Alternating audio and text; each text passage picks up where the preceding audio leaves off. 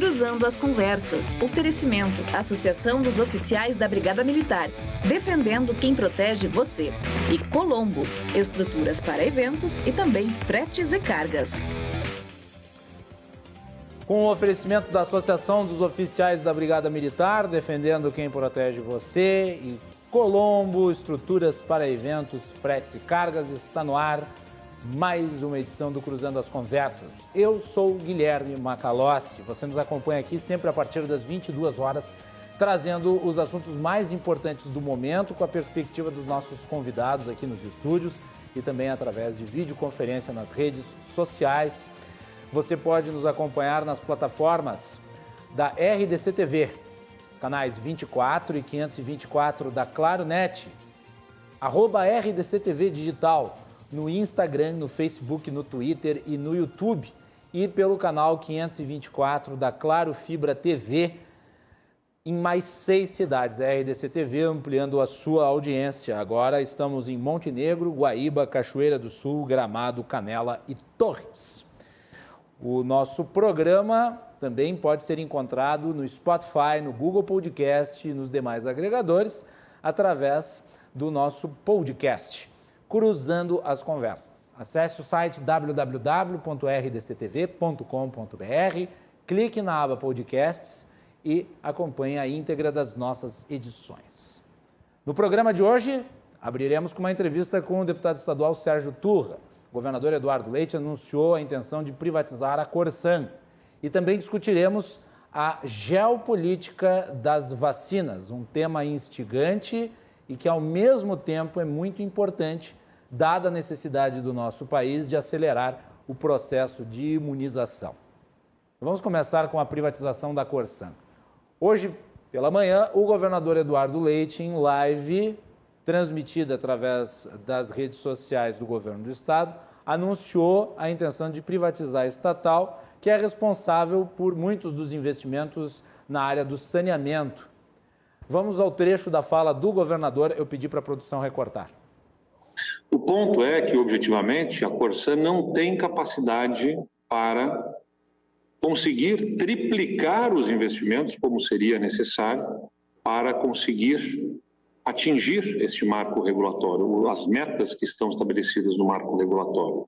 E se ela não tem capacidade financeira e não consegue se financiar, e o Estado não tem capacidade de recursos para injetar na companhia para que ela atinja essas metas, os contratos que os municípios têm com a companhia vão se ver questionados.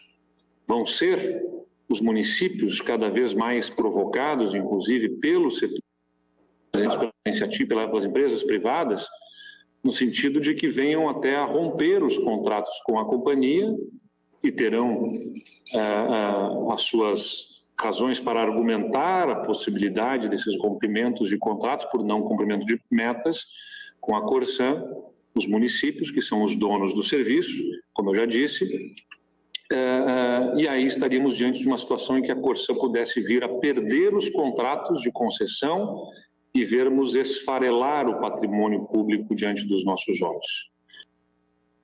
Aí então a manifestação do governador, ele também postou nas suas redes sociais, basicamente dizendo que busca junto à Assembleia Legislativa o apoio para percorrer rapidamente o processo legislativo que vai disciplinar a desestatização. Pretendemos, diz o governador, fazer o IPO da Corsan, capitalizar a companhia e vender ações. O governo seguirá como acionista de referência. Para definir o novo regime jurídico, contamos com a votação de uma PEC de autoria do deputado Sérgio Turra, que já tramita na Assembleia Legislativa e retira a obrigação de plebiscito para a desestatização da Corsan. Para falar sobre esse assunto, o Cruzando as Conversas convidou o deputado Sérgio Turra, autor da PEC relativa a esse tema, para falar aqui a respeito disso. Sérgio Turra, bem-vindo, boa noite. Boa noite, Macalossi, boa noite a todos os telespectadores. Efetivamente, Macalossi, estamos diante de um momento emblemático para o Estado, né, de tomada de decisões importantes. E é importante, com perdão da redundância, que eu inicie explicando um pouco o que é a PEC ela representa a retirada da condição de exigirmos um plebiscito para desestatizarmos qualquer empresa estatal. No caso, restam na nossa Constituição, ainda albergadas pela cláusula do plebiscito, Banrisul, Procergs e a própria Corsã. É o único Estado na federação que exige isso, que eu chamo, Macalossi, de uma âncora do atraso. O atraso na tomada de decisões político-administrativas, e tem um exemplo muito claro e recente disso. Nós discutimos durante longos 5 anos se deveria haver ou não plebiscito para a privatização da CE, da CRM e da Sulgás. Nesse tempo, a CE só depreciou o seu valor e aumentou a sua dívida de ICMS para com o Estado. É importante salientar que a Assembleia, o Parlamento, sempre vai deliberar, vai decidir em nome da população gaúcha, afinal de contas, lá no Parlamento está a representatividade da totalidade da população gaúcha, né, a respeito da privatização. Mas para que isso ocorra, é necessário antes que nós tiremos a cláusula que exige um plebiscito, não é, para a desestatização de empresas como o Banrisul, Corsã e a Procergs. Eu lembro também que essa não é uma cláusula que veio da vontade do constituinte originário, ela foi enxertada, lastimavelmente, na nossa Constituição por iniciativa parlamentar também. E outro ponto muito importante, né, para fazermos uma reflexão, é que para criar estatal, o Estado não chama o povo gaúcho, não é, para deliberar, não há plebiscito para isso, não é? Há depois a chamada para pagar a conta através de impostos.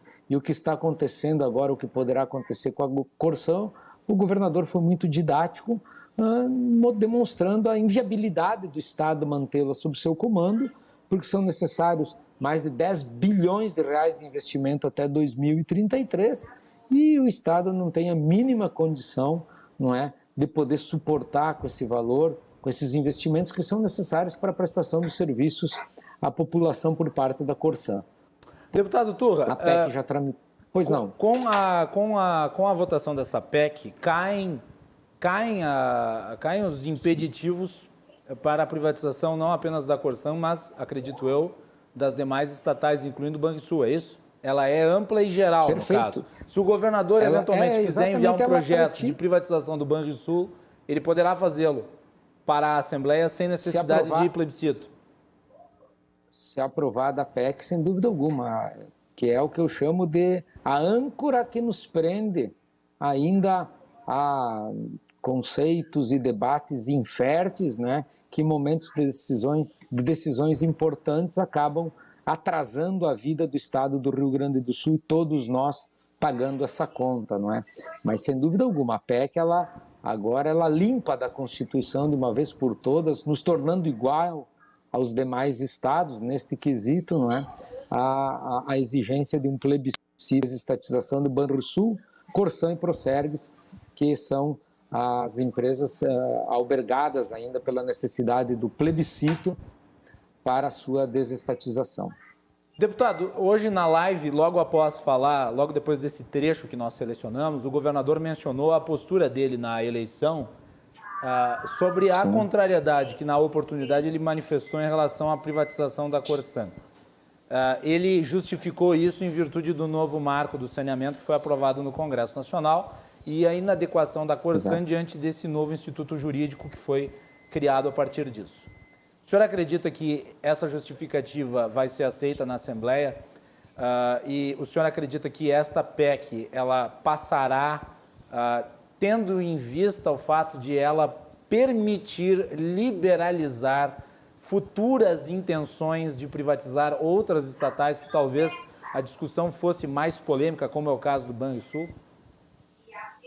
Bom, Macalossi, duas coisas. A PEC é de iniciativa parlamentar, né? Eu, como deputado estadual, tenho, desde que preenchidos os requisitos, ou seja, mais 19 assinaturas no total, de ingressar com uma PEC, assim como colocaram um plebiscito na Constituição. E quando ingressei com essa PEC, eu tive já a assinatura de mais outros 24 colegas. é importante também lembrar que o parlamento está modificado. Quem, na legislatura passada, foi contra reformas, contra plebiscito e etc., voltou menor. A oposição, o PT, o PDT voltaram diminuídos, porque a vontade do povo é outra. A vontade do povo é que se promovam reformas. Então eu tenho absoluta convicção que o parlamento hoje, já pelas demonstrações que deu, tem essa sensibilidade de escutar a voz das ruas e vai, sem dúvida alguma, trabalhar no sentido de nós retirarmos, repito, esta âncora, esse tumor constitucional. O termo é forte, mas é verdadeiro. Nós não podemos ficar presos discutindo 5 anos se tem que haver ou não plebiscito, não é? O parlamento, ele representa a totalidade da população gaúcha. Um plebiscito custa dinheiro, um plebiscito quem se mobiliza são as corporações, esta é a realidade, não há razão. Tanto isso é verdade que o estado do Rio Grande do Sul é o único estado que tem essa condição na sua carta maior. Então essa é uma questão e vai, sem dúvida alguma, ser acolhida no parlamento. Com relação ao posicionamento do governador, eu desde sempre defendi a retirada do plebiscito, tanto é que propus isso em 2019 ainda. E lá atrás, ainda no governo Sartori, fui sempre um defensor da retirada do plebiscito, sou um defensor sim de privatizações, não tenho medo desse debate, não é?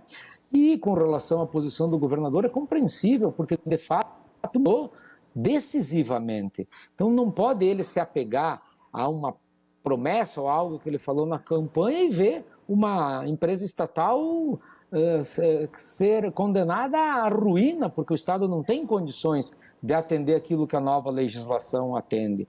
Então eu creio que o governador está sendo coerente com o seu propósito de promover, de seguir promovendo as reformas que o Estado tanto precisa, de zelar pelo erário e pelo patrimônio público. E é o que ele está fazendo. E como disse Assis Brasil, ceder à razão não é ser vencido, é triunfar.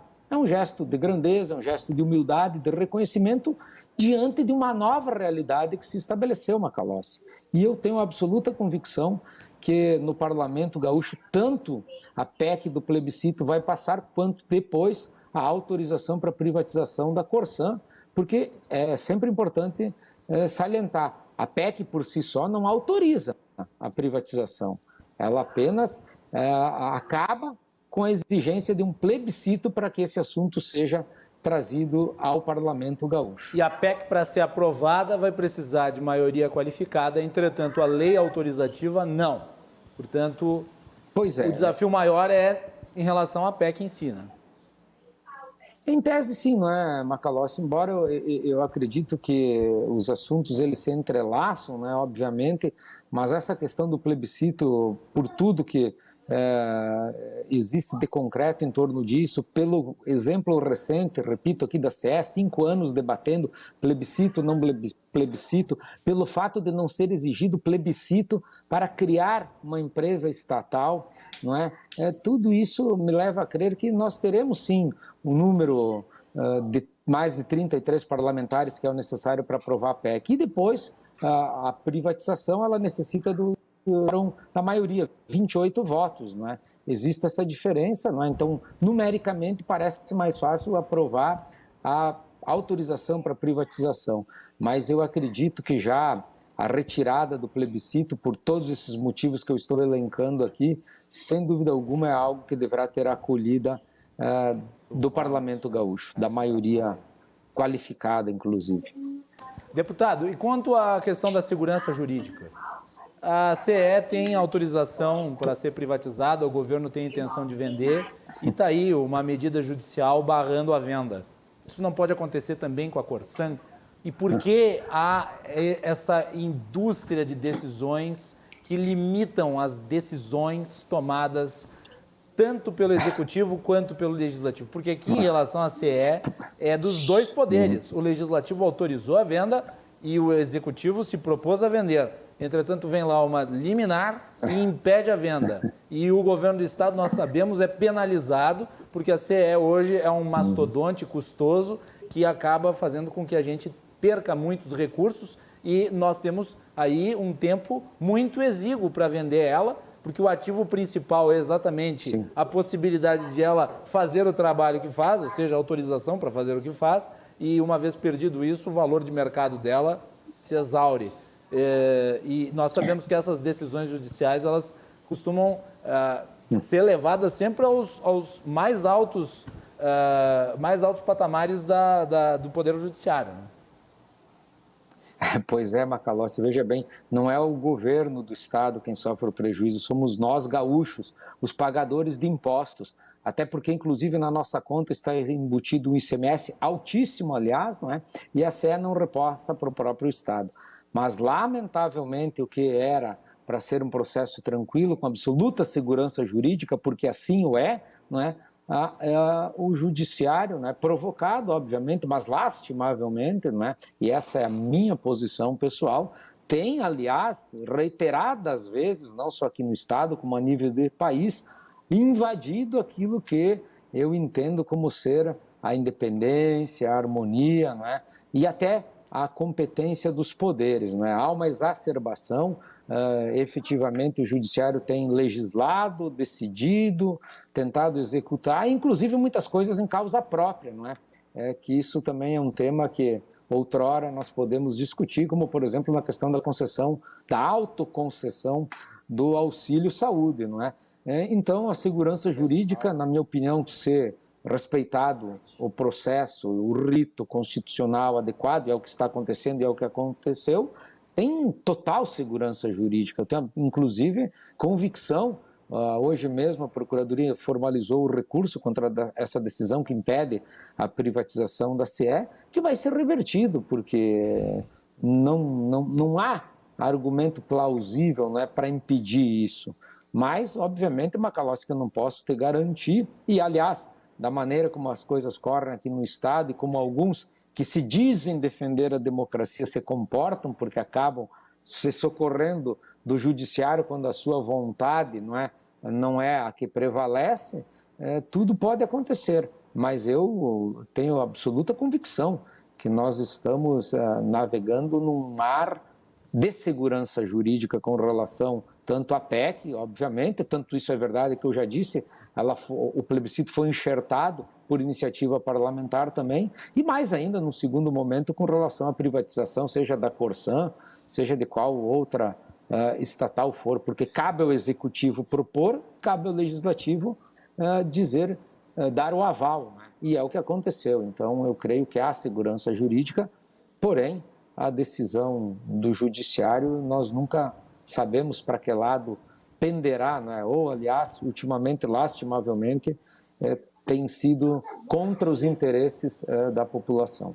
Hoje à tarde, a jornalista Melanie Rupental, na apresentação do portal RDC, eu participava comentando, informou que no último ano o aporte de recursos para a Corsan fazer investimentos foi o maior da história, mas ainda assim, se nós pegarmos a cifra, que foi um valor de 400 milhões, algo nesse sentido, é muito pouco, visto que o volume de recursos necessários para atingir a meta é de 10 bilhões, o que o Estado não poderá alcançar num período tão exíguo quanto este, que é até 2023, se eu não me engano. Quer dizer, não existe, é impossível. Até só 2033. Os recursos privados. 33, mas mesmo 2033 não vai atingir o investimento necessário, né, deputado?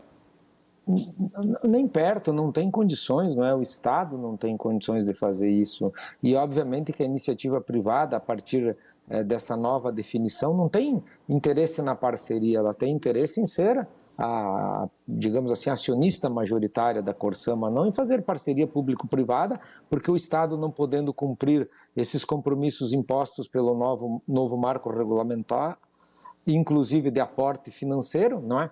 Os municípios poderão, via licitação, contratar com quem bem entenderem. E aí a Corsan simplesmente passa a não ter mais valor algum e nós vamos ficar com um passivo trabalhista gigantesco, que, aliás, se não estou com o número equivocado, gira na casa dos 200 milhões de reais ano, né? O que é absurdo. Portanto, a decisão do governador ela é prudente, ela é correta, é para o bem não do seu governo, é para o bem do Estado. Muito bem. Turra, eu tenho uma última pergunta. Quando essa PEC de sua autoria será votada? Já há alguma ideia em andamento no parlamento? A princípio, na próxima terça-feira, porque tão logo o governador fez esse anúncio, hoje, na quinta-feira, é o dia que nós temos a oportunidade de pedir a preferência, eu sou membro da CCJ, não é, para que os pareceres, e já um parecer favorável à tramitação da PEC na CCJ, sejam votados, não é? Esse é o regimento da casa, eu pedi a preferência e a partir da próxima terça-feira já estará na ordem do dia da Comissão de Constituição e Justiça. Óbvio que vai precisar haver quórum, o tempo adequado, pode haver pedido de vista, mas por se tratar de uma PEC, tem um procedimento especial, é uma vista única e por 2 horas, não é?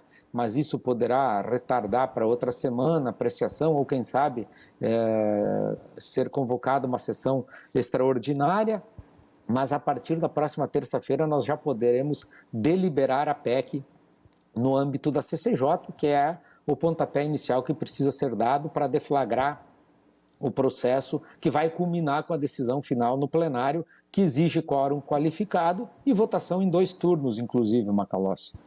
Isso aí, 2 turnos de votação, assim como houve a votação na outra oportunidade que foi dada autorização para a venda da CE, da CRM e da Sulgás. E lembrando, perfeito, qualquer PEC... não é porque o governador anunciou hoje que amanhã será vendido, é um processo moroso, provavelmente haverá uma modelagem que vai levar um tempo, e eu devo dizer, se a Corsan for vendida, vai ser vendida lá no fim do governo do Leite ou no início do próximo governo. Talvez sim. E outra coisa, não é, Macalossi? A PEC, é isso que eu repito, ela não pode ser confundida com a autorização para privatização. É um passo inicial, obviamente, mas o parlamento vai ser chamado a deliberar sobre os moldes com que se dará futuro encaminhamento da desestatização, da privatização, não é? Da Corsan. Então, esses são os passos. Então, nós estamos apenas iniciando um processo, uma longa discussão que haverá, não é? E que provavelmente, tomara que não demore tanto, Macalossi, não é?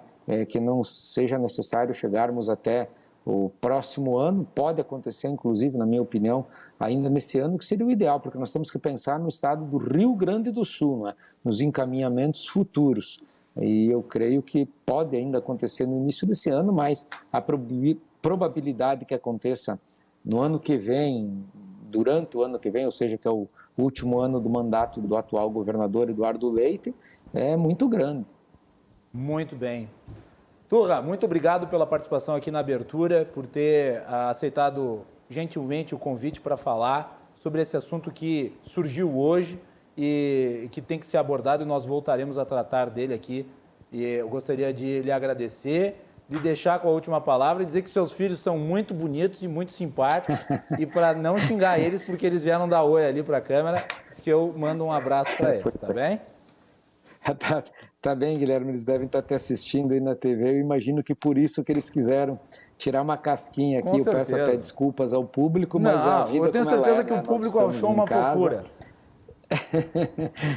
Então não há como evitar isso, e são os novos tempos, os tempos da pandemia, não é? Então, obrigado pela compreensão, fico à disposição para voltarmos a tratar desse tema, um tema efetivamente muito importante, não é? E eu repito aqui, eu tenho a convicção de que a retirada do plebiscito é nós começarmos a destravar caminhos, tirar âncoras que efetivamente nos fazem pagar muito, mas muito caro mesmo, no sentido de atrasar a tomada de decisões, e isso implica no peso, em aumentar o peso do bolso de cada um, de todos nós, cidadãos gaúchos, né? Então não está mais do que na hora de nós efetivamente tomarmos atitudes corajosas, atitudes transparentes como essa, não é?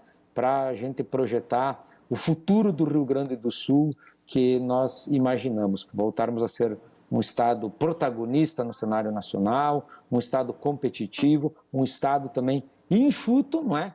E que ofereça aos gaúchos, seja através de serviços públicos ou, melhor ainda, pela iniciativa privada, que aliás é o caso, vai ser o caso, ofereça serviços mais qualificados e com mais celeridade, inclusive, especialmente em função de poder ter dinheiro para suportar isso. Então, Macalossi, eu que agradeço, uma boa noite a todos e, sem dúvida alguma, quando chamado, voltaremos a falar sobre esse tema. Deputado Sérgio Turra, do Progressistas, aqui no Cruzando as Conversas. Obrigado, deputado, pela participação. E aqui no estúdio comigo, o advogado Guilherme Colim. Colim, eu tenho que aproveitar a sua participação nesse programa para comentar sobre a privatização da Corsan. E aí? O que tu achas da decisão do governador de vender a estatal? Boa noite. Boa noite, Macalossi. Boa noite, espectadores. A minha opinião, para quem me conhece, já é previsível. Eu sou favorável para que ninguém diga que eu só falo mal do Eduardo Leite. Eu falo bem também, eu acho que já passou da hora. Nós temos que cair na real. Nós, sociedade, temos que cair na real. Né? Quem ainda não caiu tem que cair. O Estado tem que cuidar de educação, segurança, infraestrutura, aquela que não tem como ser desempenhada por pela rede privada. Educação, já falei, saúde. Nós não temos aqui... Estamos numa crise hospitalar, uma crise médica sem precedentes. Os hospitais estão com falta de sedativos, falta de respiradores, falta de oxigênio, falta de tudo. Falta tudo.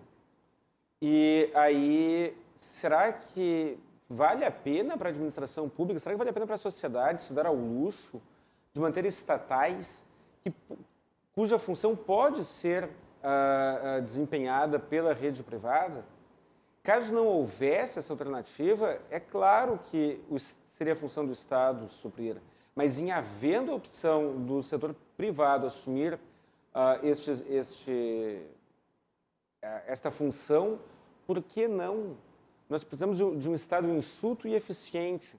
E ainda, eu falo várias vezes, ainda que não houvesse corrupção, ainda que nós vivêssemos numa sociedade sem corrupção, as regras legais de gestão de uma empresa estatal e da administração pública em geral, ela não tem como competir com a eficiência de uma empresa privada. Não tem como competir. No meu escritório, eu decido qual vai ser a caneta que eu vou comprar, ou o aparelho de ar-condicionado, ou o computador ou a impressora, e não me sujeito a critérios objetivos, engessados, e não estou dizendo que não devam ser esses os critérios a ser usados pela administração pública, mas eles se tornam menos eficientes. Você, na sua casa, quando vai comprar algum produto, você faz uma avaliação de relação custo-benefício. A administração pública não pode usar o mesmo critério que você usa na sua casa. A administração pública ela precisa usar critérios objetivos e engessados e que muitas vezes a obrigam a tomar decisões ou a comprar produtos, no caso de licitação, que não são os melhores. Uhum. Fora quando, no caso da Corsan, né, Colim, você tem aí uma necessidade de aportes regulares para as obras num estado que está absolutamente quebrado. Né? E não tem de quem cobrar, porque o estado vai cobrar de si mesmo. E existe o drama das prefeituras no interior que estabeleceram contratos com a Corsan e os contratos não são cumpridos porque a Corsan não tem recursos para bancar os investimentos necessários. A administração pública, mantendo a Corsan, e isso vale para a CE, isso vale para os Correios, ela mantém serviços de qualidade inferior com um custo maior. E aí, às vezes, a pessoa, o servidor, aquela pessoa que trabalha naquela estatal, ele se ofende pessoalmente, ele fica magoado quando alguém diz isso. Mas o caso é o seguinte, a sociedade não merece ver o dinheiro dos seus impostos para sustentar estatais. E aquele argumento, mas a estatal poderia ser melhor gerenciada, falta eficiência. Eu tenho uma opinião severa sobre isso. Mas, como eu disse, seja pelo motivo que for, se a Corsan, a CE, os Correios forem privatizados, claro, estou falando de empresas de nível estadual e nível federal, mas se a Carris municipal forem privatizadas, é um problema a menos para a administração pública. O Estado não precisa ser empresário. O Estado já é sócio de todas as empresas. O Estado é meu sócio. O Estado é sócio da RDC. O Estado é sócio do seu carro. Quando você troca o pneu do seu carro, o Estado já é sócio. Por que ele tem que ter uma estatal também? Para um serviço que pode ser prestado pela iniciativa privada. É isso que eu teria para comentar, Macalossi. Muito bem. Vamos fazer um intervalo. Na sequência, nós temos uma análise sobre a geopolítica da vacina. Guilherme Colim continua aqui conosco e nós vamos ter as participações do Dr. Omar Bacha, que é professor médico na Universidade de Montreal, e o consultor em relações exteriores, César Redel. Voltamos na sequência. Fiquem conosco.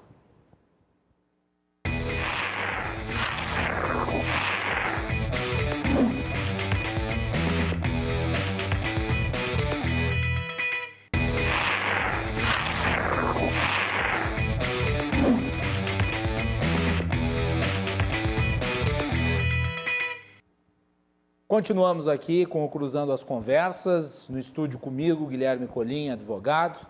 Nosso programa, no primeiro bloco, teve uma entrevista com o deputado Sérgio Turra, que é autor da PEC, que permite o fim da necessidade de plebiscitos para a realização de privatizações aqui no Estado. O governador, hoje cedo, anunciou a intenção de vender a Corsan, ficando com apenas 30% das ações e negociando o resto, de maneira a injetar recursos de modo a tornar a empresa compatível com a nova legislação relativa ao sistema sanitário brasileiro. Nós voltaremos a discutir esse assunto com profundidade em outras edições do Cruzando as Conversas. O nosso programa é um oferecimento da Associação dos Oficiais da Brigada Militar, defendendo quem protege você. E Colombo, estruturas para eventos e agora também cargas e fretes. Você pode nos acompanhar através dos canais 24 e 524 da Claro Net TV e pelas redes sociais, @RDCTV Digital, em todas as plataformas. Estamos no Instagram, no Facebook, no Twitter e no YouTube. E você também pode encontrar o nosso programa através do Spotify, do Google Podcasts e dos demais agregadores online. Nosso podcast Cruzando as Conversas. Nosso site é rdctv.com.br. Clique na aba Podcasts e faça o download do nosso programa no seu smartphone para você acompanhar a hora que você quiser e quantas vezes você quiser. A geopolítica da vacina é o tema desse segmento do Cruzando as Conversas. Para falar sobre isso, unem-se ao Dr. Guilherme Colim os convidados César Redel, que é consultor em relações exteriores e professor, e o médico e professor da Universidade de Montreal, Omar Bacha. Eu vou dar as boas-vindas ao Dr. César Redel. César, bem-vindo, boa noite, prazer recebê-lo. Boa noite, Macalossi, boa noite aos debatedores. Uma alegria poder retornar mais uma vez aí no programa Cruzando as Conversas. Dr. Omar Bacha, bem-vindo novamente, prazer falar com o amigo. Boa noite. Prazer meu, Macalossi. Bem, boa noite a todos, boa noite aos ouvintes. Prazer estar aqui novamente. Geopolítica da vacina. Hoje, o grande insumo sendo buscado por todos são os imunizantes. O Brasil agora começa a dar alguns passos mais firmes em relação a isso, tendo vacinado muito menos do que poderia desde o início do ano. Lembrando que, se tivéssemos feito o acordo com a Pfizer ainda em dezembro, a vacinação já teria começado ano passado. E agora, nesse exato momento, o Brasil conta com 2 vacinas. A Coronavac, responsável por quase todas as imunizações feitas no país, e também a de Oxford, AstraZeneca, que começou a ser produzida pelo Instituto da Fiocruz. As primeiras unidades feitas no Brasil foram entregues esta semana. No mundo, outras vacinas estão sendo utilizadas, como é o caso da Sputnik V, da Rússia, a Moderna e a da Pfizer, a Johnson & Johnson, todas elas americanas. Covaxin, da Índia, dentre outras que estão para ser aprovadas. E o consórcio COVAX, que é feito junto às Nações Unidas, distribuído globalmente. Eu vou começar com o Dr. César Redel, para ouvi-lo sobre como há uma geopolítica das vacinas e qual que tem sido a movimentação internacional em relação a elas. Dr. César, começo pelo senhor. Obrigado, Macalossi. Na verdade, no dia 30 de setembro ainda, eu havia redigido um artigo para um jornal aqui do Rio Grande do Sul, em que eu levantava a tese de que haviam, então, 4 projetos geopolíticos, né, em torno da questão da vacina. É um projeto americano, que é um projeto audacioso, é um projeto que tenta se firmar no momento de uma conjuntura delicada, né? Um projeto russo, em contrapartida, que nesse momento também enfrenta uma realidade delicada pelo estremecimento das relações, né, com o Biden e o Putin. O Biden havia confirmado, então, numa entrevista recente, de que o Putin seria um assassino, né? Então, há aí uma situação bem gravosa, né, para a relação diplomática dos países, né? O projeto russo, ele tenta, a partir da periferia russa, ter algum tipo de penetração, isso vem fazendo aos poucos, né? Mas é uma questão delicada, porque o próprio povo russo tem uma certa restrição com as vacinas, né? O projeto chinês é um projeto também audacioso, né? Se a gente analisa hoje o mapa, né, a geopolítica do projeto chinês, grande parte dos países que são ribeirinhos ao Mar do Sul da China, que hoje é uma área estratégica, não só para a China, para vários outros países, né, até porque é uma rota comercial marítima de grande intensidade, né, todos aqueles países já estão adotando a vacina chinesa. Então, a China ela vai avançando e vai aos poucos, né, na sua estratégia, né, de tabuleiro. Agora, a China também começou com doações volumosas para o continente africano. A gente sabe que a China vem comprando terras raras na África, né, e tem uma visão muito clara enquanto aquele continente, né. E o projeto inglês aí da Oxford, da AstraZeneca, né, que hoje, em termos de volume de pré-compra, né, que a gente chama de pré-purchase dos países, né, é o volume que mais se destaca, né? Depois vem a vacina da Pfizer e o projeto americano. A única diferença é que o projeto inglês está passando por um processo delicado de suspensão de alguns países europeus, né, na utilização da vacina, né? Mas aparentemente, no caso da AstraZeneca, a Itália vai já retomar a vacinação com essa vacina. O que parece que havia um receio em relação à questão dos efeitos da vacina sobre a capacidade do organismo de... agora me foge a palavra. A questão dos coágulos, exato, né? Mas os coágulos. Mas não há, é importante ressaltar, que esse tipo de paralisação ele se dá sempre que há um episódio adverso. A paralisação é feita para que se faça uma investigação. Isso, na verdade, é um cuidado que se tem, né? Eu li pesquisadores aqui brasileiros demonstrando por A mais B que não há preocupação com a utilização da vacina. E li alguns analistas, e daí eu devolvo para ti, apontando a exploração política dessa vacina sob o ponto de vista da relação da Europa com a Grã-Bretanha, já que essa vacina foi desenvolvida no Reino Unido. E muitos dos críticos do Brexit estariam se aproveitando para dizer que uma vacina vinda de lá não seria adequada. Como é que o senhor interpreta isso? Perfeito, Macalossi. Eu já vou puxar essa tua participação e vincular ao Brasil, né? A suspensão técnica, pelo que eu entendi, foi em relação a essa possível formação de coágulos, né? Isso. Que o doutor Omar pode ser mais preciso nesse ponto.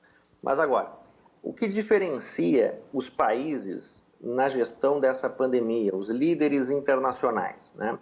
Eu considero que o processo de tomada de decisão é um elemento fulcral no entendimento disso tudo, né? Aqueles líderes que utilizam a inteligência no seu processo de tomada de decisão têm posições mais assertivas e garantem o futuro da cobertura da vacina.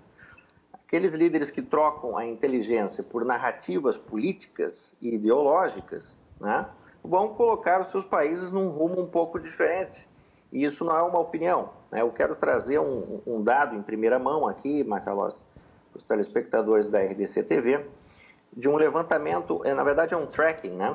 É um tracking que o Global Health Innovation Center da Duke University, nos Estados Unidos, vem fazendo em forma de mapa mesmo, né? Ela fez um levantamento de todos os contratos de pré-compra dos países, né? De todas as vacinas. Chama atenção, Macalossi, chama atenção, por exemplo, em dezembro de 2020, eu vou pegar um vizinho nosso aqui, o Chile, né, que está avançando bem na campanha de imunização, né?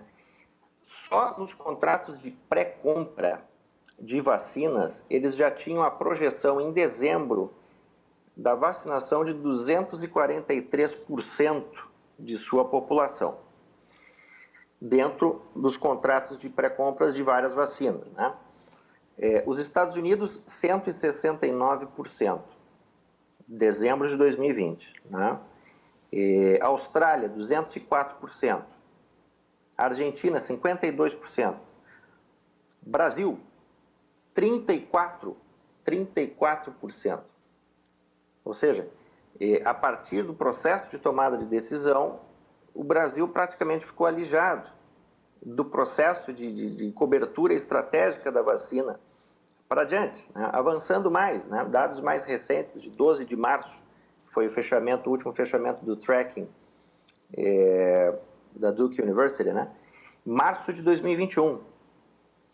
Estados Unidos, mais de 200% de capacidade, porque tem que considerar também a segunda dose da vacina, né? Chile permanece 243%. Brasil, 76%. Faltando ainda, né? Ele não conseguiu nem fazer o dobro que seria em relação à segunda dose. Peru, 110%. Né? Então, o Brasil, né, ao mesmo tempo que não possui velocidade, celeridade no seu programa de imunização, não tem uma janela estratégica de cobertura de vacina significativa para os próximos meses, como outros países possuem.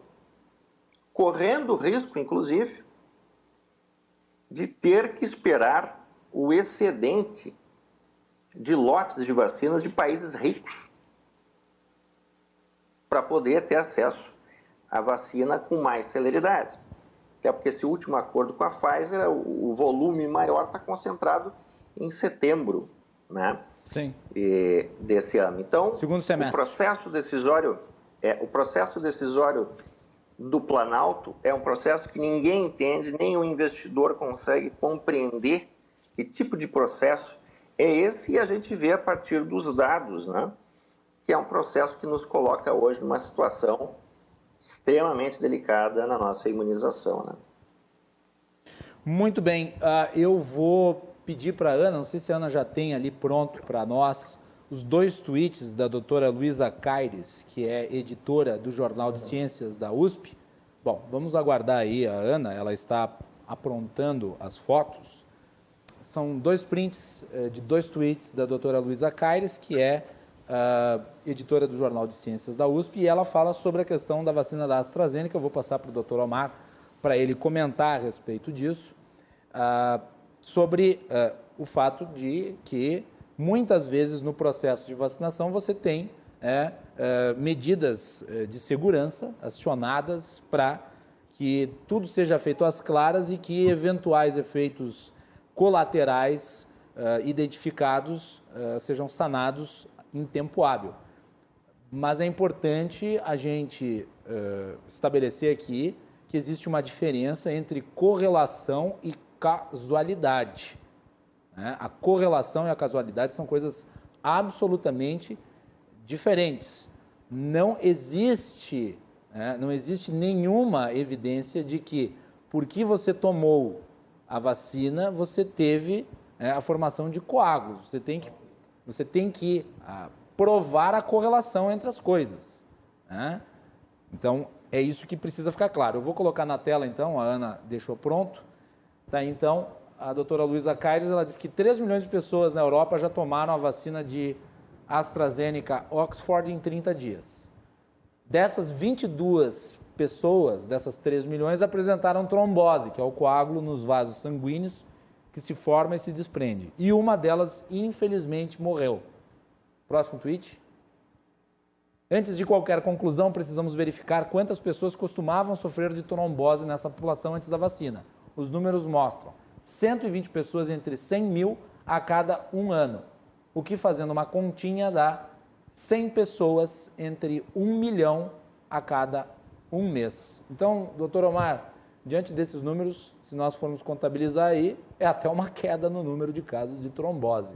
Doutor Omar. Boa noite. Bom, exatamente, Macalossi. Não existe uma causalidade, né, como tu disseste. O FDA americano, que é o centro regulador de drogas nos Estados Unidos, ele liberou, então, agora a vacina da AstraZeneca, né, da Oxford. E Portugal, eu sei que já recomeçou, tu falaste na Itália também. Então, acaba acontecendo alguns casos, né? As vacinas, elas são novas, elas foram testadas em estudos, mas fica-se atento a qualquer evento e há uma suspensão para se averiguar os fatos e realmente não parece ter uma relação de casualidade, né? O que é muito bom, porque é uma vacina que está sendo muito eficaz, com casos diminuindo muito rapidamente na Grã-Bretanha, né?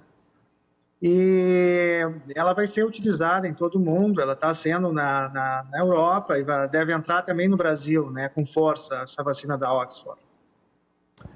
Eu lembro que no início da vacinação, utilizando-se a Pfizer, havia um noticiário relativo aos efeitos colaterais, principalmente em pessoas com problemas alérgicos. Mas depois disso eu não vi mais. O senhor acompanhou isso? A Pfizer tem sido utilizada em larga escala nos Estados Unidos, né? Israel usou só a Pfizer para vacinar praticamente todos os seus habitantes já. O Canadá também está usando a Pfizer. Então, quando a mesma coisa aconteceu. Doutor? Fui, Magalhães. Pfizer? Pfizer. Aqui no Canadá é a Pfizer. Não chegou a crescer um rabo de jacaré, algumas escamas, nada disso? O senhor está bem? Não, Magalhães, tive uma dorzinha no braço uns 2 dias e foi só isso. A maioria dos meus colegas, alguns ficaram com um pouco de cansaço, mesmo febre ninguém teve, foi bem tranquilo, assim, pelo que eu vi aqui, né? E então a Pfizer, ela teve essas suspeitas no início também de eventos alérgicos, de mortalidade, e as pessoas morrem por outras causas, e como milhões fazem a vacina, acaba que alguém morre e não se sabe no início, quando são algumas doses realizadas, se foi a causa da vacina. Mas aí começa a se estudar e milhões começam a ser vacinados, e se vê que essas causas são normais, as pessoas morrem por infarto, morrem por derrame cerebral, enfim. Foi espalhada uma fake news, não faz muito tempo, sobre 500 pessoas que teriam morrido depois de tomarem a vacina da Pfizer. Isso relativo aos Estados Unidos. O que não se divulgou foi a causa mortes dessas pessoas. Quer dizer, a pessoa toma a vacina, ela não fica imortal. Ela adquire imunidade em relação a uma doença, não em relação ao restante dos muitos problemas de saúde que podem ser gerados ou que já estão em curso, né? E é importante lembrar, no início da vacinação você vacina os grupos de risco e, obviamente, os grupos de risco constituem as pessoas de maior idade que estão no limite da existência física e que daqui a pouco podem sim morrer logo depois de tomarem a vacina. Mas é algo que não é impossível de acontecer, né, doutor? Exatamente, Macalossi. Começou a vacinar grupos acima de 90 anos, depois foi descendo, 85, 80.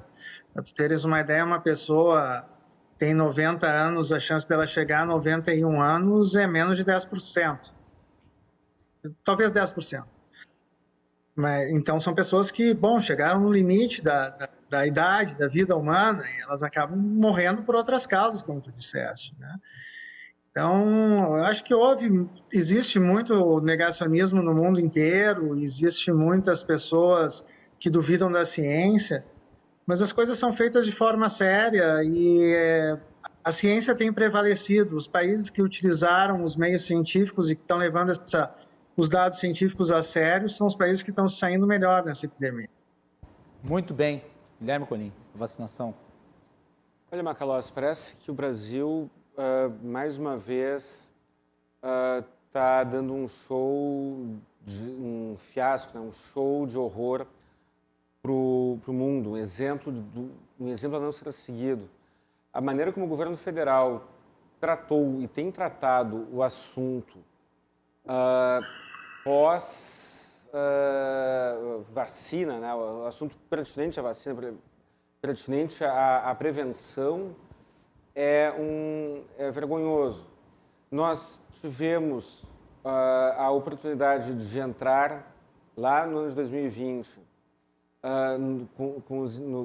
junto com os demais países para os investimentos iniciais da pesquisa. O Brasil ficou de fora. Foi para o fim da fila, se posicionou no fim da fila, e ainda o nosso representante maior do país, né, nosso presidente da República, faz questão de se comportar de uma maneira infantil e birrenta, se opondo e boicotando. Macalossi, tu e eu aqui tivemos alguns debates envolvendo, por exemplo, a questão da vacina ser obrigatória ou não, da questão das empresas privadas poderem participar ou não, poderem importar ou não e cooperar junto com o poder público. Eu não sei se eu estou certo, eu não sei se estou errado quanto a isso, né? Mas eu sei que a maneira nós divulgamos aqui com exclusividade uma pesquisa do Instituto Métodos, mostrando que na capital 90% das pessoas pretendem se vacinar. 90% só? 90%. Só 90%. Isso é um absurdo. Se por um lado eu mencionei algumas semanas atrás que eu era contra... achei o percentual alto. Eu tinha que ser 100% das pessoas querendo se vacinar. Este negacionismo, esta postura de afirmar de negar a realidade, isso é letal. Nós vemos aqui o preço do carnaval foi muito alto. E aquilo que aconteceu no feriado de carnaval foi fruto da falta de informação, falta de seriedade, falta de responsabilidade, falta de adesão da população. Por que a sociedade brasileira tem que ser binária? Ou fecha tudo e a economia para, o que é um absurdo, ou é um show de irresponsabilidade, como aconteceu no carnaval. E agora, qual é a polêmica da hora? Algumas empresas privadas e associações estão entrando com medidas judiciais pedindo para comprar a vacina de maneira individual, né? De maneira privada. Eu entendo que empresas privadas queiram fazê-lo. Agora, associações que são compostas por magistrados, por exemplo? Magistrados, eu acho um absurdo, porque daí é dinheiro público envolvido. Não, a Associação dos Magistrados, o dinheiro é deles, né? Não é dinheiro Mas público. eles são pagos com dinheiro público. Não, na realidade... Bom, não. Eu não concordo. Não, eles recebem o dinheiro é pago. Aí eles pagam para a associação que tem um caráter sindical, e eu acho completamente inadequado. Eu ouso discordar, porque o assunto, para mim, primeiro, depois que o dinheiro sai dos cofres públicos e entra no bolso do servidor público, o dinheiro passou a ser privado. E aí, depois que o dinheiro foi privado, está no bolso do magistrado e ele paga uma associação, não é dinheiro público, é dinheiro privado. Na minha cabeça... Então, as gastanças dos parlamentares estão desculpadas, então. Afinal de contas, é dinheiro privado. Acho que não é a mesma coisa. Por quê? É a mesma coisa. acho que salário, depois que o salário compõe o patrimônio do assalariado, o dinheiro fica privado. Agora, a verba que o parlamentar tem, essa acho que não. Mas, independente, as empresas privadas que ganharam liminares, a Associação dos Magistrados, eu gostaria muito que a OAB fizesse alguma coisa. Eu queria muito que a OAB, que o CRO, que o Corem, que os conselhos todos, que o CAL, o Conselho dos Arquitetos, que o CREA, também entrassem em juízo. Porque o Poder Judiciário, que eu vivo criticando, agora está agindo de maneira correta. E está permitindo a importação das vacinas sem passar pela Anvisa, o que é um tema polêmico, mas com perdão da palavra, é polêmico no Brasil. É óbvio... Eu acho absolutamente inadequado que magistrados pagos com recursos públicos tenham acesso à vacinação quando os grupos de risco nem terminaram de ser vacinados ainda. Bom, respeito, só que o magistrado, ele recebe o salário dele. Inclusive, agora estão lutando por um auxílio saúde que é um absurdo. Indecente. Isso é imoral. O auxílio saúde que os magistrados estão pedindo, isso aí é imoral. Mas uma coisa é uma coisa, outra coisa é outra coisa. Até foi um jogador de futebol que disse isso, uma filosofia profunda. Né? Tá, mas vamos lá. Uma coisa, outra coisa é outra coisa. Nós vamos fugir um pouco do tema, depois eu vou devolver para o doutor César e para o doutor Omar. Mas vamos lá, eles recebem esse auxílio. Esse auxílio é incorporado aos seus rendimentos. Aí eles pagam a associação, compram a vacina. Não é inadequado? A inadequação, ela... Esse é o meu ponto. A inadequação é todas as regalias absurdas que os magistrados usufruem num cenário de lençol curto. A lagosta do ministro do STF é um absurdo. É um absurdo esta desproporção de custo do judiciário com os outros poderes. Porém, eu separo o assunto. Inadequado ou não a origem do dinheiro, depois que ele foi para o bolso do magistrado, para o bolso do seu destinatário, seja quem for, ele se tornou privado. Não sou eu que estou... Eu não pago a Associação dos Magistrados, eu pago a OAB. E quem paga... E o meu dinheiro vem do bolso dos meus clientes que contratam o meu serviço. Mas o dinheiro veio de lá, veio para o meu bolso, e do meu bolso foi para a OAB. Isso significa que quem está sustentando a OAB são os meus clientes? De certa forma, são. Mas depois que o dinheiro veio para o meu bolso, a autonomia sobre ele é minha. Mas eu não vou desqualificar pessoas. Isso é um argumento ad hominem. Eu não vou desqualificar os magistrados ou a Associação dos Magistrados no que diz respeito à ação judicial que eles ajuizaram, até porque não foi a única. O Poder Judiciário concedeu liminares para empresas privadas e mandando, autorizando... Que coisa, né? Por que será? Por que será que o Poder Judiciário concedeu liminares à Associação de Magistrados? Mas não foi só para eles. Mas é. E eles não foram os primeiros. A primeira liminar não foi para eles também. Mas, de qualquer maneira, que bom que fizeram, porque abriu um precedente. E agora talvez a OAB, o CREA, o CRECI... talvez... todo mundo... Não, eu acho... Pode entrar. Todo mundo pode entrar. Passa boi e passa boiada. Todo mundo pode entrar e todo mundo dessas associações que tem lobbies poderosos vão ter acesso à vacina. E quem vai ficar sem vacina é o cidadão comum, que não é representado por ninguém. Eu acho isso extremamente moral, extremamente adequado. É isso aí. Eu acho que a sociedade é assim. Tem que se organizar através de grupos influentes. E só assim se consegue algo nesse país. Não. O melhor seria que nossa administração pública não fosse essa bandalheira que é. Mas, o que acontece? Quando alguém compra com o seu próprio dinheiro uma vacina, este alguém sai da fila e este alguém, ao se vacinar, para de gerar risco para que outras pessoas também se contaminem. Se o meu vizinho, seja a profissão que for, se vacinar... eu tenho menos chance de ser contaminado com ele quando eu compartilho o elevador com ele. Então, independente da questão dos magistrados, o Poder Judiciário tem autorizado a compra de vacinas por empresas privadas e por entidades privadas, por associações. O ideal seria que qualquer farmacêutico, qualquer farmácia, qualquer laboratório, qualquer empresa pudesse fazer isso sem passar pelo judiciário. É uma injustiça, mas acontece que nós temos uma distorção aí. Nós temos uma distorção. Mas, de qualquer maneira, a polêmica da hora. Comprar vacina de fora sem passar pela Anvisa. Isso mostra como a administração pública é ineficiente. Se passar pela Anvisa, a Anvisa é o zagueiro que fica dificultando o acesso de qualquer coisa boa que possa ser entrar aqui dentro, entrar aqui no Brasil. Macalossi, minha opinião. Vamos lá. César Redel. Professor, os Estados Unidos tinham 30 milhões de vacinas da AstraZeneca guardados, sem utilização. Aparentemente vão ser entregues para o governo mexicano. O governo brasileiro encaminhou uma carta ao presidente Joe Biden, ainda no ano passado.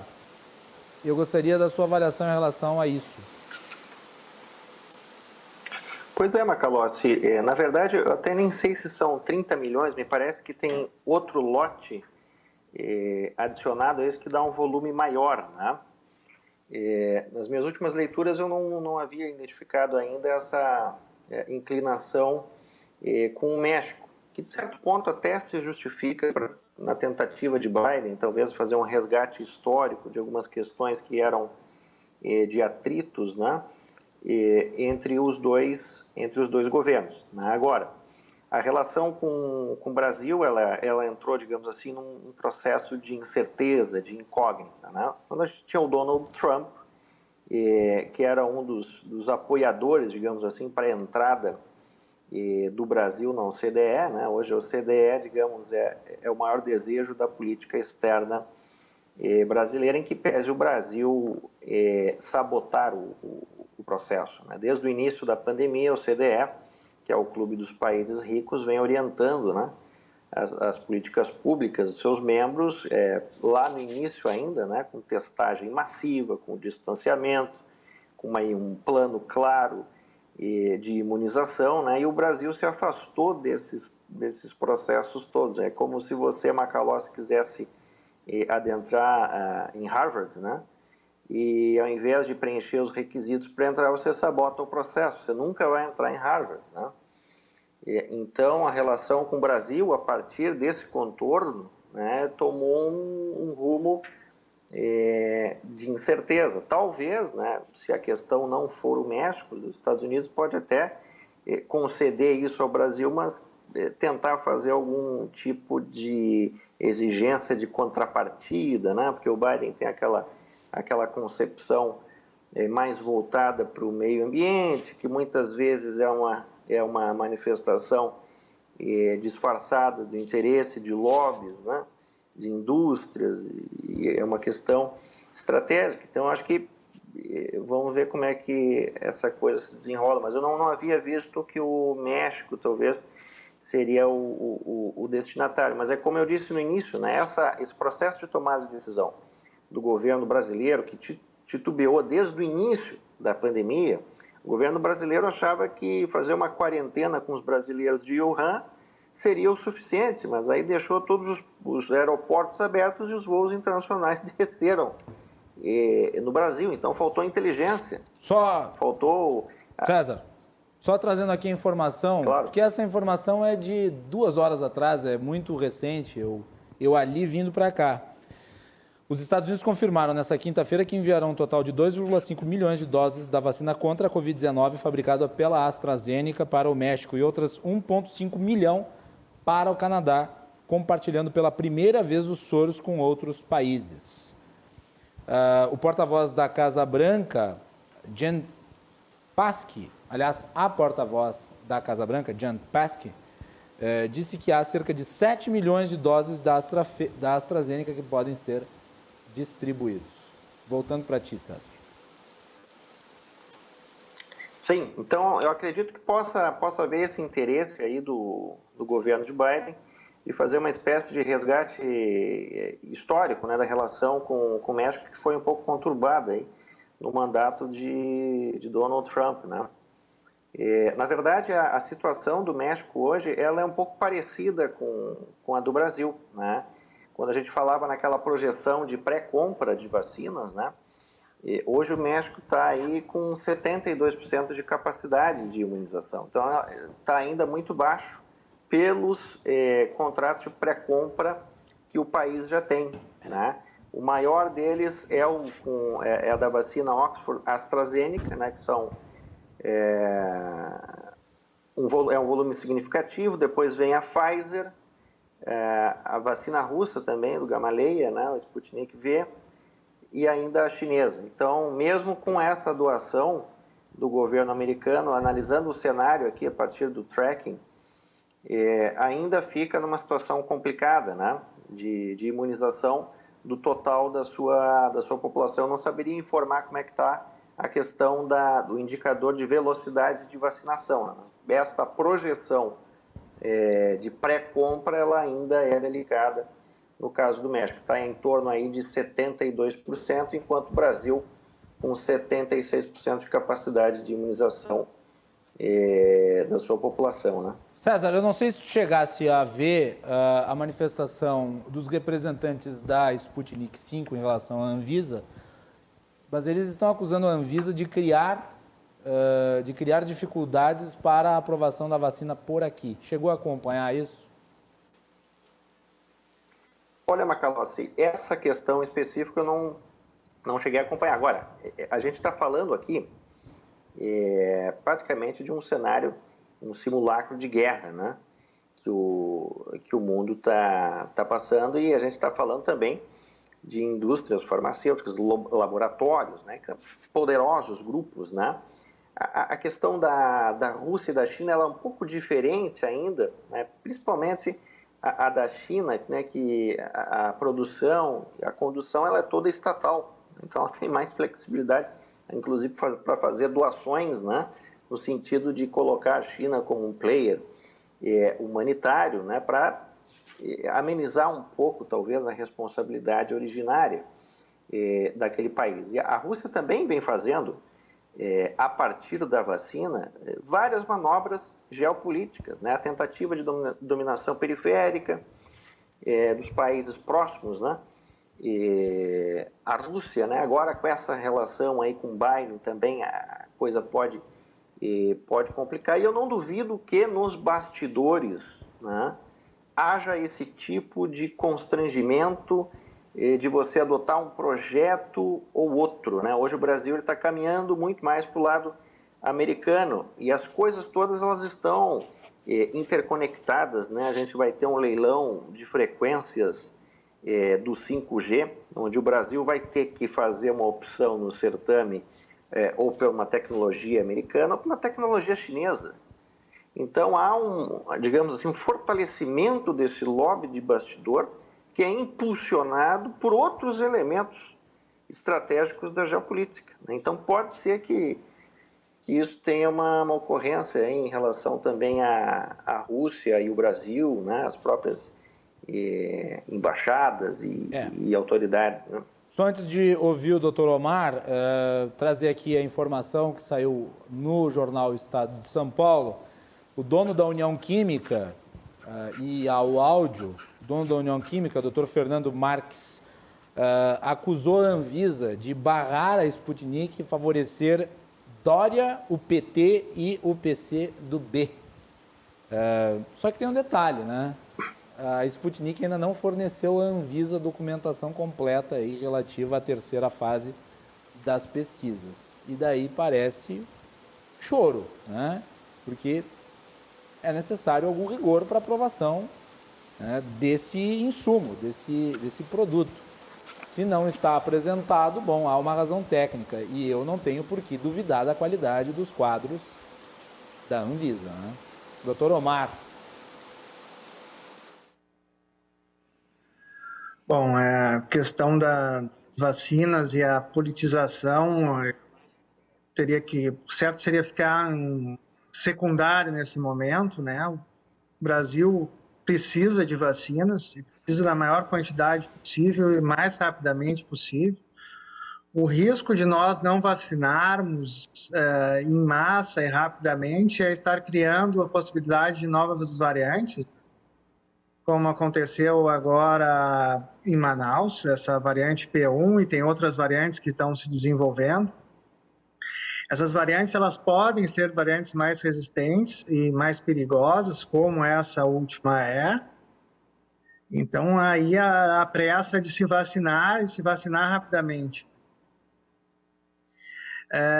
O Canadá tem aumentado muito o fluxo de vacinas, né? E só para salientar o que tu falaste dos Estados Unidos estarem doando algumas vacinas para cá, eles têm interesse que os americanos têm interesse que as fronteiras deles estejam cobertas também, né? Então, existe um grande intercâmbio entre americanos e canadenses e também com mexicanos. Qual que é o percentual, doutor Omar, hoje de canadenses vacinados? Os Estados Unidos estão vacinando agora quase 5 milhões de pessoas por dia. Os Estados Unidos eles estão muito na frente, né? Os canadenses estão chegando aí, agora está aumentando um pouco, deve estar chegando aos 10%, um pouco mais de canadenses vacinados, né? Mas agora está acelerando muito rapidamente. A ideia é que se consiga vacinar a maior parte dos canadenses até setembro, outubro, que é quando começa o próximo inverno. E uma outra pergunta, doutor Omar. No Canadá, qual que tem sido a média diária de mortes em relação à Covid? Diminuiu muito, né? O Canadá, apesar de estar no inverno, ele combateu muito bem essa segunda onda, teve uma contaminação maior, mas nós ainda não temos essa cepa brasileira da P1, que infelizmente está atacando pessoas mais jovens, né? E então a mortalidade tem sido em mais velhos e os mais velhos estão vacinados. Então a mortalidade, por exemplo, aqui no meu estado, que é um estado do tamanho do Rio Grande do Sul, a província de Quebec, tem morrido em torno de 10 pessoas a 15 pessoas por dia. O Rio Grande doSul está com uma morte elevadíssima, né? 500 mortes nessa muito. semana foram registradas em apenas 24 horas. O que, se fosse terrível. Em termos proporcionais, levado ao número de pessoas que moram no estado de São Paulo, representariam mais de 2.000 pessoas. Absurdo. Isso é importante dizer. Se o estado do Rio Grande do Sul tivesse a população do estado de São Paulo, nós teríamos 2.000 mortos só no Rio Grande do Sul. Só que essa P1 ela está chegando com força no Sudeste agora também. Sim, eu fiz essas duas perguntas, doutor Omar, porque hoje o Brasil está atrás das vacinas e as pessoas falam, não, mas o mundo inteiro há falta de vacinas. Não é bem assim. Nos Estados Unidos há um processo de aceleração da vacinação, em Israel, na Inglaterra, que são os 3 países que estão à frente no processo de vacinação, mas é importante destacar que nem todo mundo está correndo atrás de vacinas, porque nem todo mundo está com a pandemia descontrolada. Vocês imaginem só, se a China não tivesse controlado a pandemia, não teria insumos para o resto do mundo. Exato. Simples assim. Tem 2 coisas que tu falaste importantes. Uma, que o mundo inteiro está atrás de vacinas, isso é verdade. A segunda é que, proporcionalmente, o Brasil é o 90º país, está em posição 90 em termos de vacinação proporcional no mundo, então, o que é muito pouco. E como tu falaste, por exemplo, o Canadá vacinou pouco, mas o Canadá controlou a pandemia com distanciamento social rigoroso, né? Primeiro teve que se fechar no momento mais crítico, houve um fechamento, agora está havendo abertura, mas com a população sendo educada, a população foi muito bem educada aqui, então a população usa máscaras, a população lava a mão, a população faz distanciamento social. Não teve pulverização de álcool gel? Não, aqui não funcionou muito bem essa. Muito bem. Mas é isso, né? Vamos ver como é que vai ser agora.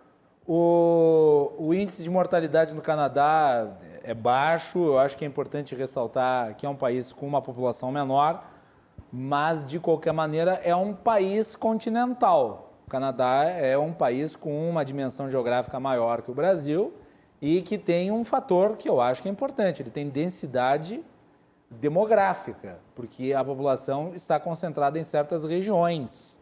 né? O que seria, para algo como uma pandemia, um fator importante para índices de contaminação, né, doutora Mar? Exato. O Canadá, proporcionalmente, em termos proporcionais, ele teria, se fosse do tamanho do Brasil, seria como se o Brasil tivesse 1/3 da mortalidade que tem hoje. Né? Se a gente colocasse o Canadá com 210 milhões de habitantes, como o Brasil tem. Né? Então, acho que é muito importante a gente colocar em termos proporcionais, porque a gente diz, tem menos população, morreu menos. Bom, então vamos comparar se tivesse a mesma população. Em termos proporcionais, o que denota a situação no Brasil é que hoje o Brasil é responsável por 27% das mortes por Covid-19 no mundo. E o Brasil não tem essa proporção de população, né, em relação ao total global. Né? Então, as coisas estão muito feias aqui. E no mundo inteiro, a tendência é de queda nos números de infecções e de mortes. Seja em países que estão mais avançados na vacinação, seja em países que não estão tão avançados. O Brasil hoje é uma exceção. Eu acho que tem 2 fatores no Brasil que são preocupantes. O primeiro fator é que realmente houve um negacionismo de uma parte importante da população, né? Eu acho que não dá para generalizar, tem muita gente que seguiu as regras, o que fez com que o vírus se tornasse muito denso num momento que ele deveria estar baixo, que é o verão. Esse vírus ele não sobrevive tão bem no verão quanto no inverno. O outro fator que preocupa no Brasil é que agora está vindo o inverno, então isso pode piorar. No hemisfério norte, na maioria dos países que controlaram a doença, houve um distanciamento maior, houve um respeito às regras.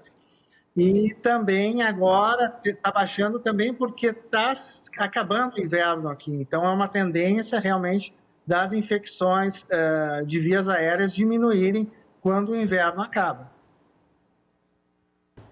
Guilherme Conin.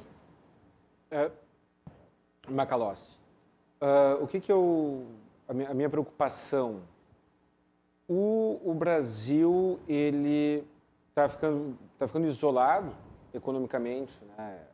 Talvez vá haver reflexos comparativamente com os demais países. Nós temos aqui acho que quase todos os nossos vizinhos estão com as fronteiras fechadas, inclusive, né? Nós temos uma população vulnerável e nós temos um problema cultural muito grave, que é a lei de Gerson, que é o inflacionamento, que é o aumento injustificado de valores dos equipamentos, por exemplo, de tratamento. Ontem, aliás, o Dr. Tiago Duarte, médico e deputado estadual, falou aqui com exclusividade para o Cruzando as Conversas que pretende entrar com um pedido de criação de CPI para investigar sobrepreços sobre insumos relativos a medicamentos, como, por exemplo, os essenciais para intubação em UTIs. Hoje eu estava conversando... Subiram 260%. Hoje eu estava conversando com uma pessoa que me passou as seguintes informações, mas eu não tenho dados oficiais. Um respirador que custaria R$60 mil no ano passado, hoje está sendo vendido a R$100 mil. Está faltando sedativos, as pessoas estão sendo entubadas e se acordam, né, por falta de sedação e desesperadas tentam tirar o equipamento. Isso aconteceu em Manaus. Pessoas que eram amarradas às macas por falta de sedativos. Não aconteceu aqui ainda. Na verdade, há um esforço para que não aconteça. A informação que eu tenho é que já está... Não, aqui no Rio Grande do Sul, não. Aconteceu no norte do país. Bom, a questão da falta de insumos para sedação no norte do Brasil aconteceu no Rio Grande do Sul, ainda não. Está se tentando evitar. Que seja. O valor... A informação que eu tinha era diferente dessa, mas eu posso estar errado. Mas o valor dos insumos receberam um aumento injustificado. E isso é um problema cultural. Enquanto nos Estados Unidos, quando acontece uma calamidade, as empresas privadas baixam os preços, se solidarizam com a população, aqui, quando aconteceu aquela tragédia em Itajaí, as lojas aumentaram o preço da lona, aumentaram o preço da água mineral. A lei da vantagem é muito ruim, porque nesta a filosofia de cada um por si, todos perdem, todos perdem.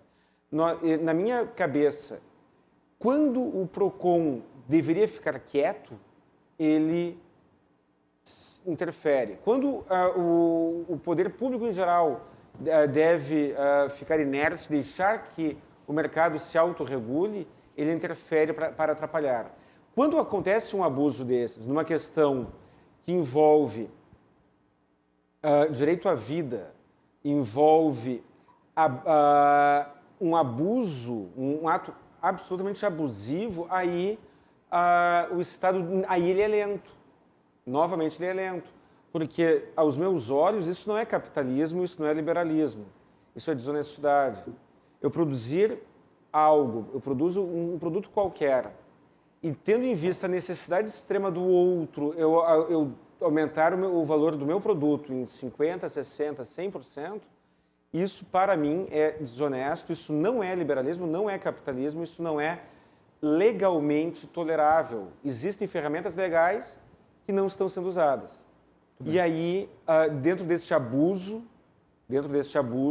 as pessoas morrem. As pessoas morrem por falta de tratamento. Essa desorganização estatal, ela é dramática e é deprimente. Então, o meu lamento é esse, Macalossi. César Redel, eu vi uma matéria no Daily Mail sobre a questão do isolamento do Brasil em virtude da alarmante situação da pandemia. E eu lhe pergunto, qual é o risco do isolamento diplomático em virtude da questão pandêmica? Ele existe? Já é real? Olha, Macalossi, o maior risco que eu verifico querendo ou não, entra dentro dessa dimensão diplomática, é que o Brasil, no momento em que, nos próximos meses, não tenha velocidade no seu programa de imunização, vai fazer com que grande parte dos países do mundo bloqueiem, né, a chegada de voos internacionais. Então, o brasileiro ele não tem uma garantia de quando que ele vai poder começar a viajar novamente. Então, isso, né?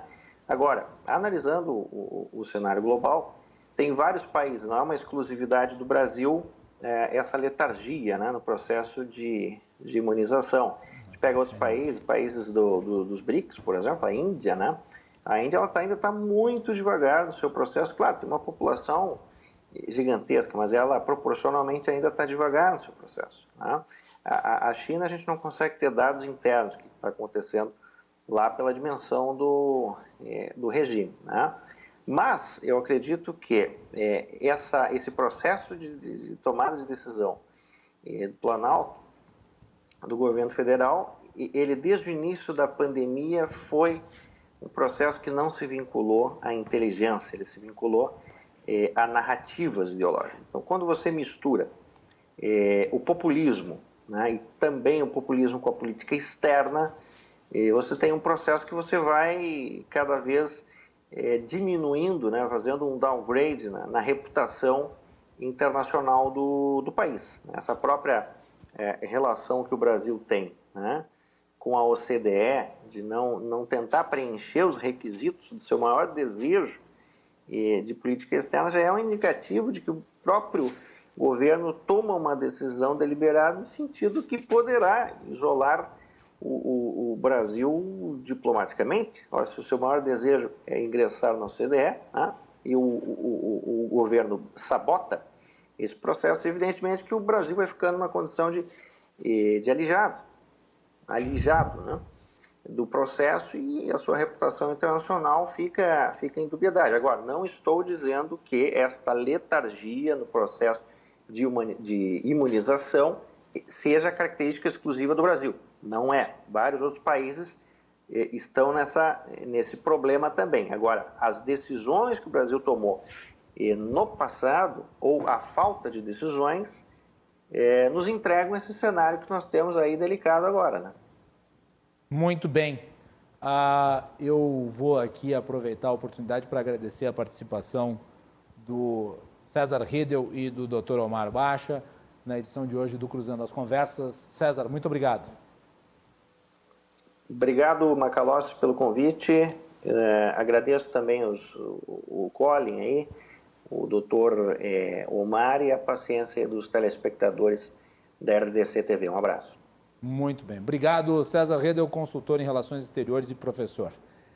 Doutor Omar Bacha, professor da Universidade de Montreal e médico, participando aqui do Cruzando as Conversas. Agradeço a sua presença na noite de hoje. Doutor Omar, mensagem final para o nosso público. Eu que agradeço, Macalossi, os teus convidados, ao público.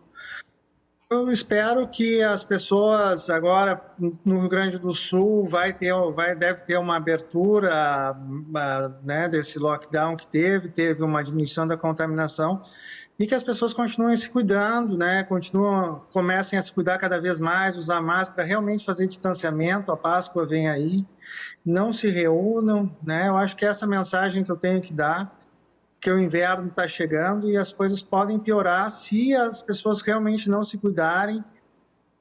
Então, fica essa mensagem na esperança que os tempos melhores virão e que em breve teremos vacinas para todos, mas eu não sei se chegará antes do inverno. Lembrando que um dos discursos ano passado é que a lotação nas UTIs era algo comum no inverno. Pois bem, nós estamos aí com mais UTIs e todas elas lotadas em pleno verão e o inverno, the winter is coming, como diria o Jon Snow em Game of Thrones, né? O inverno está chegando. Doutor Omar, obrigado novamente pela sua participação. Vamos fazer um intervalo e nós voltamos na sequência aqui com o Cruzando as Conversas.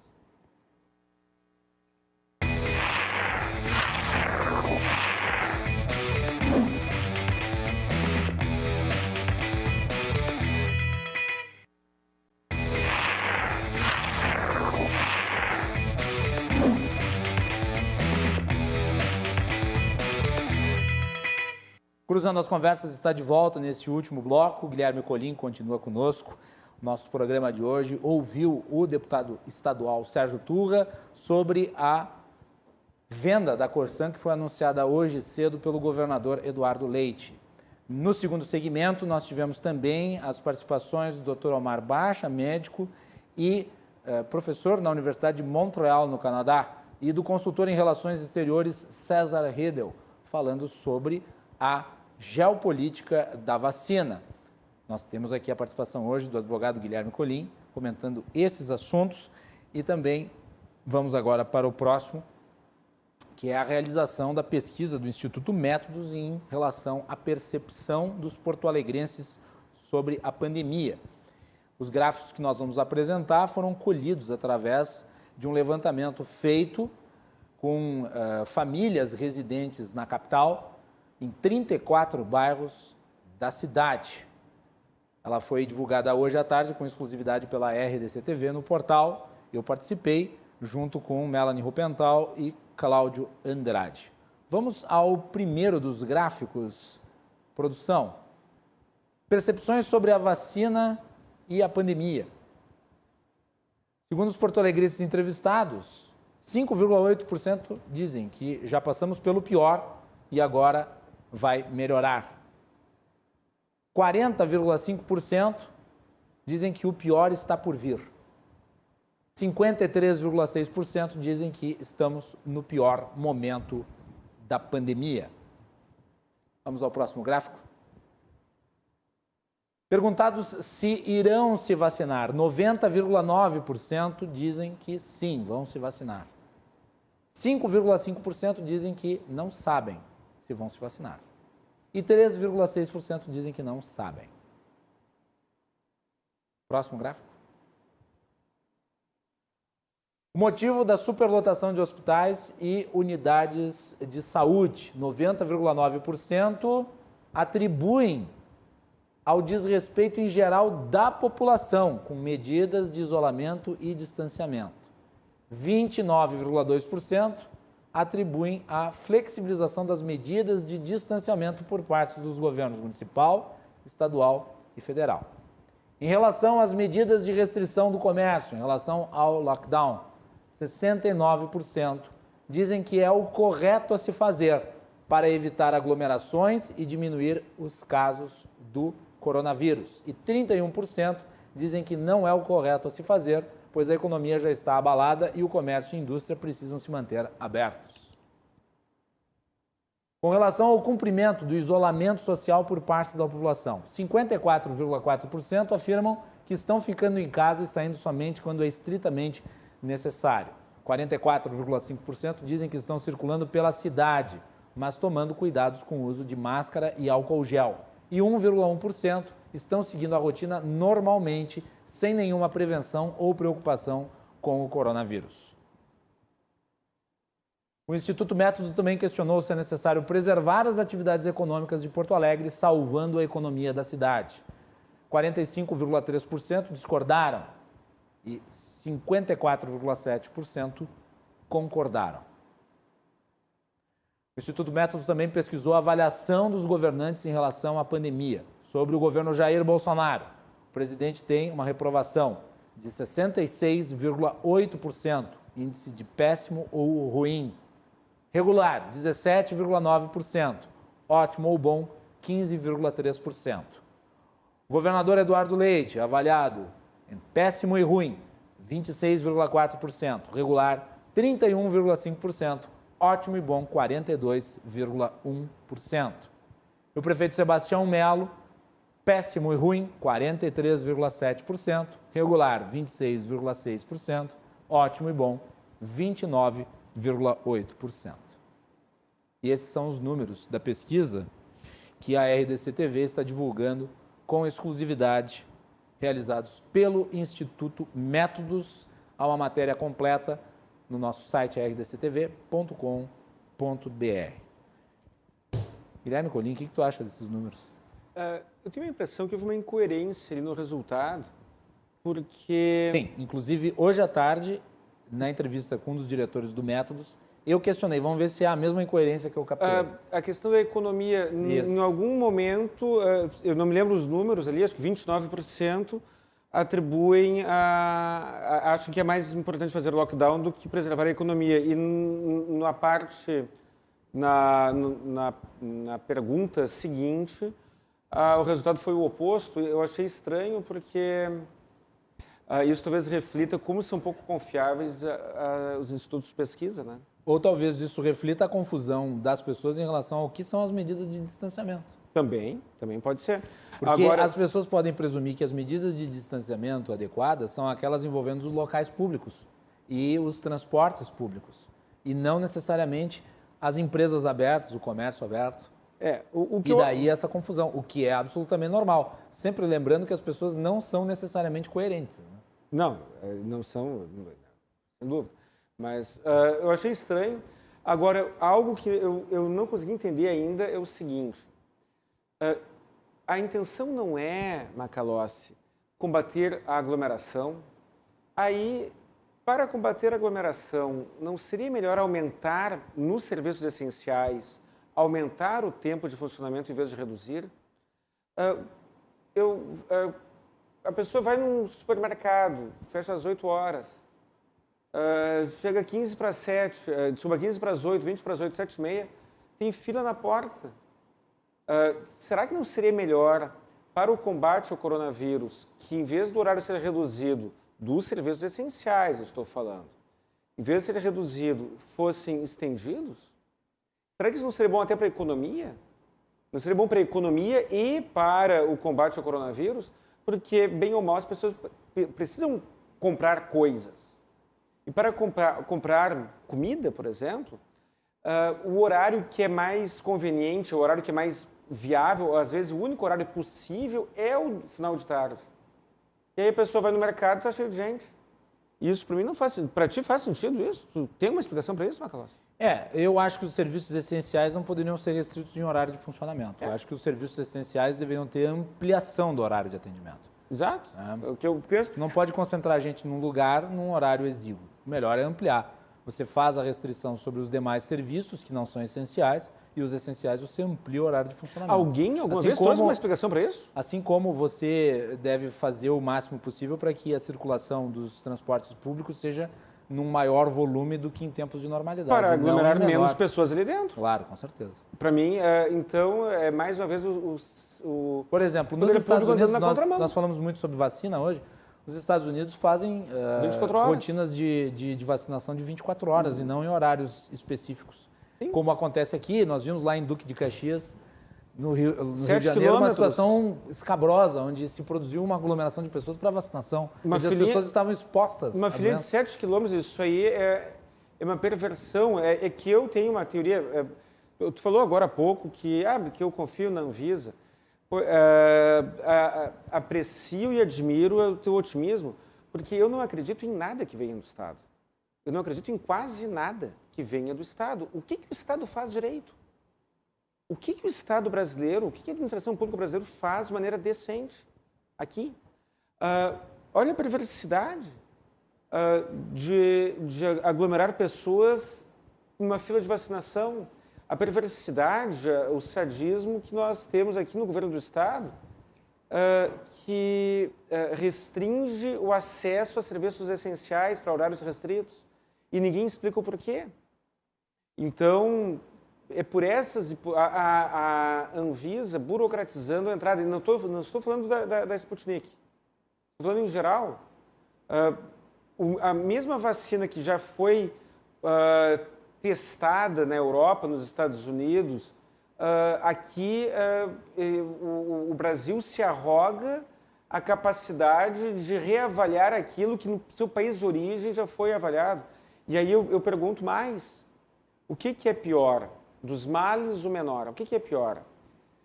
As pessoas ficarem sem se vacinar ou correr o risco de que a vacina da Pfizer, que já foi amplamente utilizada em vários países, entre no Brasil sem ter passado pela Anvisa? Mas ela já... mas a autorização da Anvisa ela é relativa.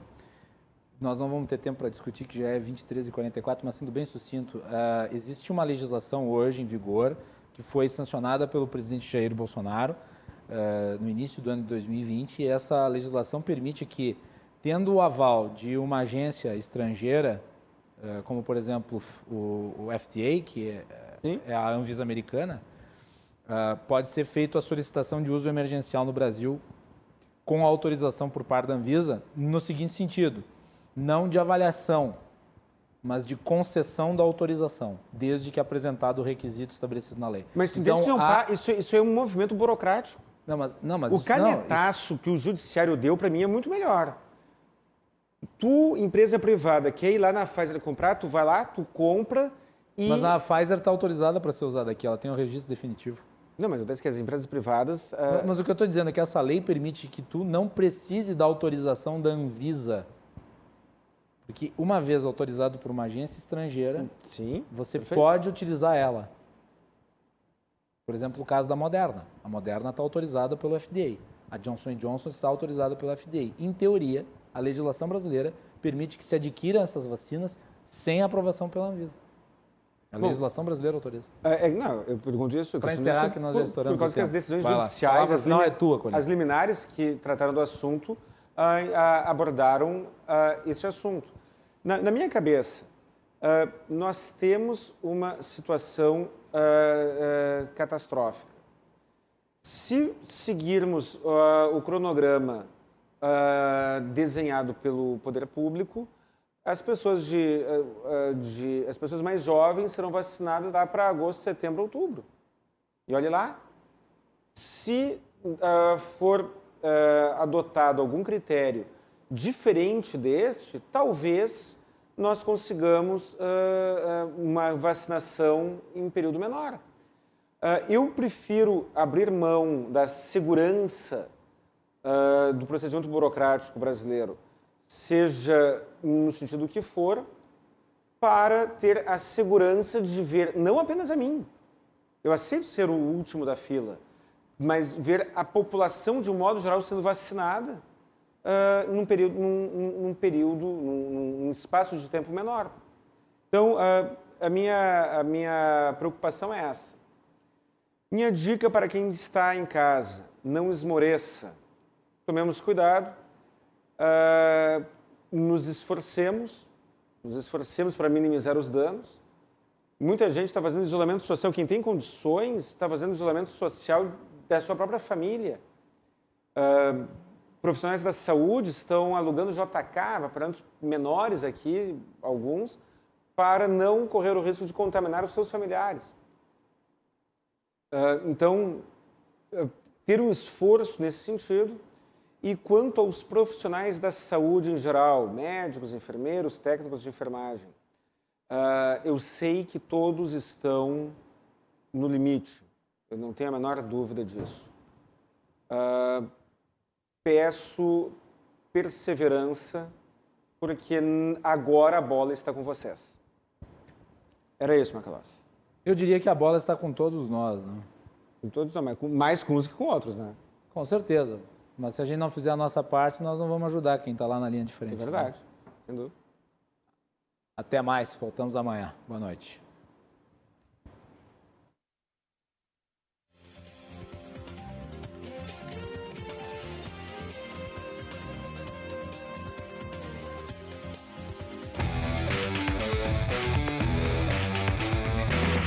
Cruzando as Conversas. Oferecimento. Associação dos Oficiais da Brigada Militar. Defendendo quem protege você. E Colombo. Estruturas para eventos e também fretes e cargas.